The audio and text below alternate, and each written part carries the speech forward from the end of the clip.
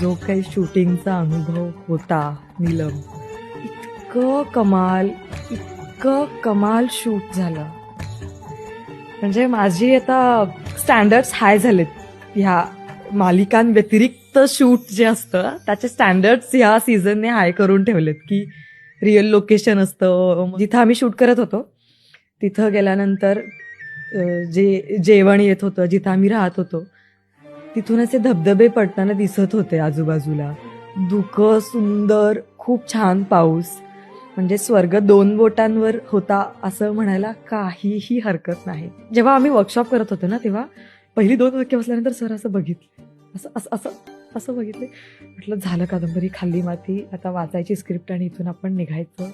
सारिका गोड गोंडस, सोज्वळ, रडणारी, शिकलेली अशी छान गोड गोंडस मुलगी, तिला असा आवाज कसा जाईल, असं जड झालं होतं मला खूप, की कसं सांगू मी आता यांना. कळत आलं सरांकडून, कादंबरी जसा आवाज आहे त्या आवाजात बोलायचं, काही गरज नाही आहे आवाज बदलून बोलण्याची. दिग्दर्शकाकडून हे जे येतं ते त्यांच्या सांगण्यात, त्यांचं जे डिक्शन होतं ना हे सांगताना, त्यांची जी पद्धत होती हे बोलण्याची, कट्टू त्या दिग्दर्शकाची आठवण आली मला अचानक, की दोघांमध्ये किती फरक असतो. एकामुळे खूप खचले आणि एकामुळे तो कॉन्फिडन्स इतक्या वर्षांचा तो परत आला.